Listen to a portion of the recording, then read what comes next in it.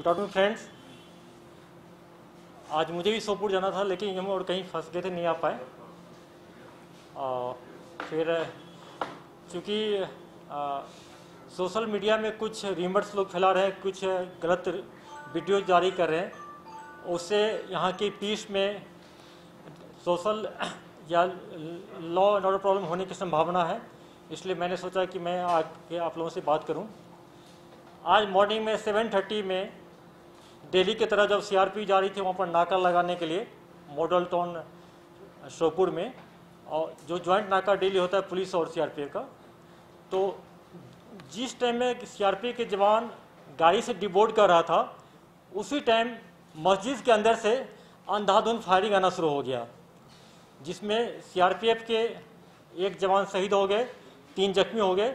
वहाँ से कार में 65 ईयर ओल्ड एक बशीर साहब जा रहे थे, उसके गाड़ी में एक छोटा बच्चा था। वो पैनिकली गाड़ी से निकल के बच्चा को लेकर भागना चाहा, उनको भी गोली लग गया, उसमें उनकी जान गई है।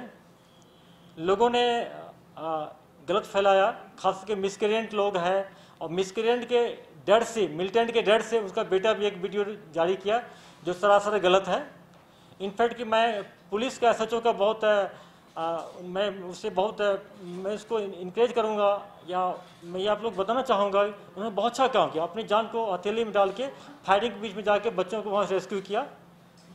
लोगों को, उनके फैमिली मेम्बर को उनको अप्रिशिएट करना चाहिए, पुलिस की सेक्शन को।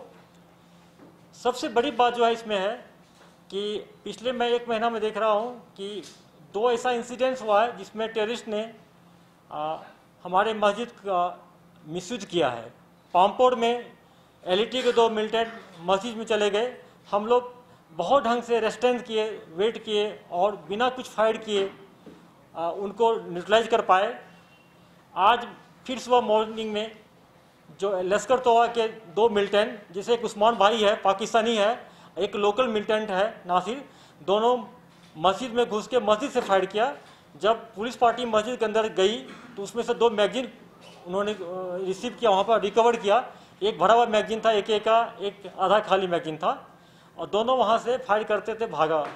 इस ढंग से मैं आवाम से, खास करके अफकाफ कमेटी के मेंबर से कहता हूँ, मस्जिद कमेटी के जो इंतजामिया कमेटी है उनसे रिक्वेस्ट करता हूँ कि मिलिटेंट को प्रेशराइज करे, उनको समझाए कि मस्जिद का किसी भी रिलीजियस प्लेस का यूज नहीं करे। दूसरी बात है कि मिलिटेंट्स बच्चों को भी नहीं छोड़ रहा है। बिजबहरा में देखे, आसोपुर में देखे, जहाँ भी सिविल का मूवमेंट होता है, चाहे बूढ़ा हो बच्चा को, वहाँ भी ये सिक्योरिटी फोर्स पुलिस पर फायरिंग करता है।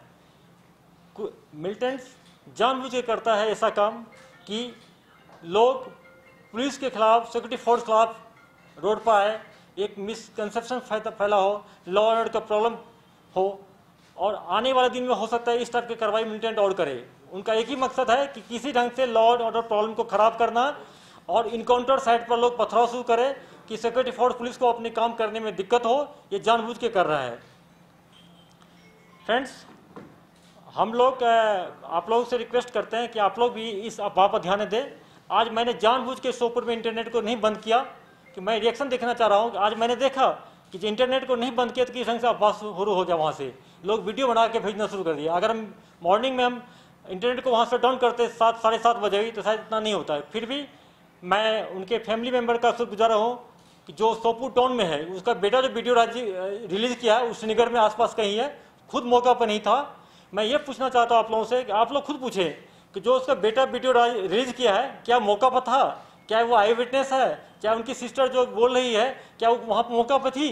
मौका पर जो अगर कोई भी सिविलियन अगर वहाँ पर देखा हो, बोल सामने आए कि सीआरपीएफ ने ऐसा किया है, तब हम लोग कार्रवाई करेंगे। ये टोटल झूठ है, यह अफवाह फैलाने का काम कर रहा है, और जो लॉ एंड प्रॉब्लम को खराब करने की बात है।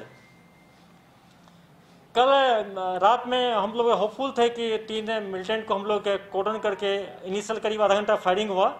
इनिशियल हम लोग 3 घर को कॉर्डन किए थे, बाद में 17 हाउसेज को कॉर्डन में लाए, और अभी तक लगभग 15-16 घर सर्च हो चुका है। 2-3 घर बाकी रह गया है, उसको दोबारा सर्च करेंगे। 2 संभावना है, या तो इनिशियल फायरिंग के टाइम भाग गया हो, या किसी घर में हाइडेड हो, उसके अंदर हो। इसलिए अभी हम लोग कॉर्डन को नहीं हटा रहे हैं, कॉर्डन जारी रखेंगे और उसको दोबारा सर्च करेंगे।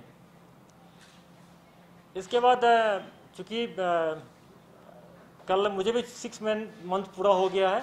इस 6 महीना में JNK पुलिस सिक्योरिटी फोर्स मिलकर बहुत सारे काम किए हैं।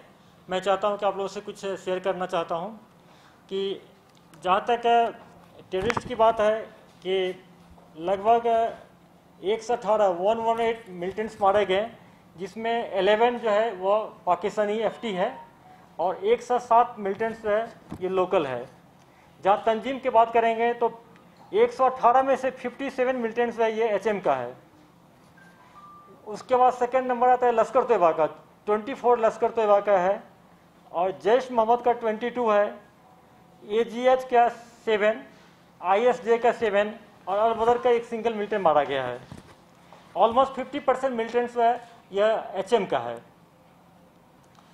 इस 6 महीना में जो टॉप कमांडर्स मारे गए हैं, कमांडर क्या कहेंगे, अपने अपने जो तंजीम का चीफ था, HM का रियाज नायकू, LET का हैदर, जैश मोहम्मद का कारी यासिर, AGH का बुरहान कोका और उसके अलावा 2 बड़ा फेमस मिलिटेंट मारे गए हैं, नोटोरियस टाइप के थे, फौजी जो एक्सपर्ट थे ID का, और दूसरा HM का पोस्टर बॉय और हुर्रियत का लीडर का बेटा जुनिस सराय, आप सब जानते हैं, जो कि लोगों को खास यूथ को मोबिलाइज करने में, रिक्रूट करने में, फंड्स इकट्ठा करने में उसका बहुत रोल था।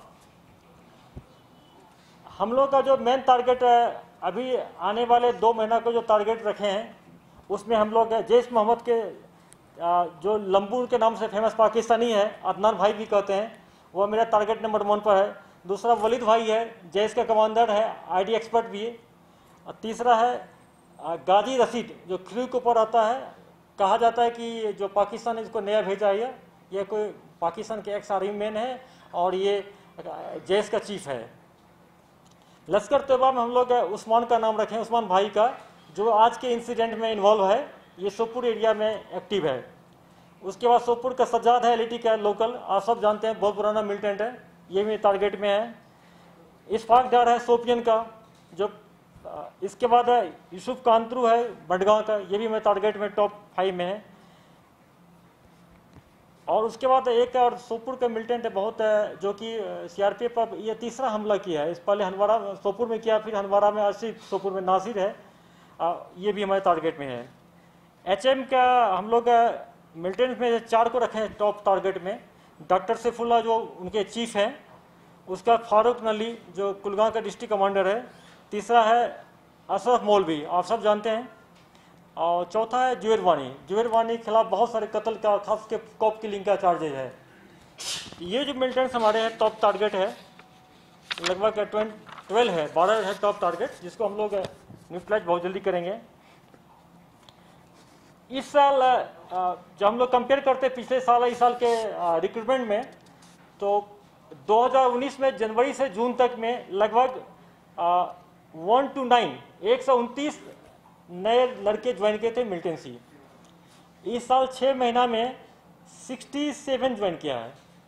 तो डाटा शो करता है कि लगभग 48% डिक्लाइन हुआ है, जो हमारे के लिए, सोसाइटी के लिए और पुलिस फोर्स के लिए बहुत ही अच्छी बात है। उस 67 में भी हम देखेंगे तो लगभग 24 जो है वह इनकाउंटर में न्यूट्रलाइज हो गए हैं, 12 उसमें से अरेस्ट हो गया, बाकी फील्ड में है। और उनके पेरेंट्स से हम लोग रिक्वेस्ट करते हैं, अपील करते हैं कि अपने बच्चों को वापस लाए और उनको समझाएं। अगर कोई आगे आके लाता है पेरेंट्स को तो उसके खिलाफ हम लोग लीगल कार्रवाई नहीं करेंगे, उसको सरेंडर ले लेंगे हम। लोगों में एक भ्रांति और है, एक मिसकंसेप्शन फैलाया जा रहा है। मैं पिछले 6 महीने से देख रहा हूँ कि जितने इनकाउंटर्स हो रहा है उसमें छोटा हथियार सिर्फ पिस्टल मिलता है। डाटा शो करता है कि जो इनकाउंटर में 118 मिलिटेंट मारा गया और इनकाउंटर में 121 हमको हथियार मिला है। आप उसका जो रिकॉर्ड देखेंगे, मैं आप लोग शेयर करता हूँ, आप जाकर थाना में भी चेक कर सकते हैं, करेंट ब्यूरो के पोर्टल पर भी देख सकते हैं कि आप करीब इसमें से 121 में से 62 AK-47 है, 9 है जो बड़ा हथियार आपका SLR है, इंसास 4 है, M4 राइफल 1 मिला है, पीका गन जो पहले 90 में मिलता था आज भी 1 मिला है और फ्रेश कुलगा से। पिस्टल टोटल 44 है, कहने मतलब कि 121 हथियार में से 44 से पिस्टल है। तो आप लोग खुद एनालिसिस कर सकते हैं कि बड़ा हथियार जो है अभी भी 55% है, सिर्फ 45% जो है छोटा हथियार पिस्टल है।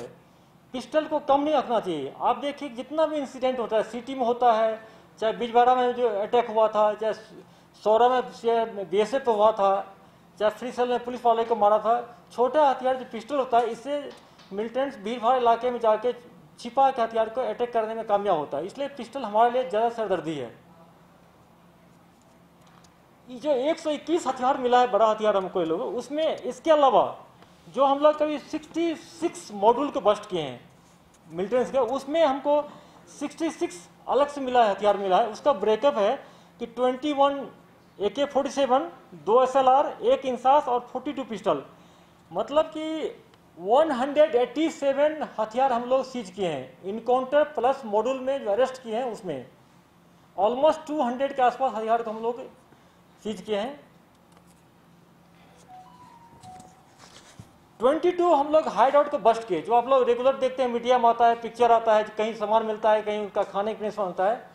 और टारगेट हम लोग कि इस सबर में उनका जितना भी हाइड आउट मिलेगा उसको निकाल के, खोज के, उसको डिमोलिश कर देंगे उसको। 22 हार्डकोर टेररिस्ट को हम लोग अरेस्ट किए, जिसमें कि टॉप कमांडर नवीद भाई है, जो कि हमारे एक DSP के साथ पकड़ा गया था पूरा। 309 OGW, जिसको हम लोग बोलते हैं एसोसिएट ऑफ मिलिटेंट्स, उसको अरेस्ट किए हैं। दुख की बात है कि कुछ सेलिंग में, कुछ मिलिटेंट के अटैक में अभी तक 15 जो सिविलियन है उनका डेथ हुआ है। हम लोग बड़ा अफसोस है हम लोग, लेकिन खुशी की बात है कि इनकाउंटर साइट पर लॉ एंड ऑर्डर में पिछले 6 महीना में एक भी सिविलियन नहीं मारे गए पूरा।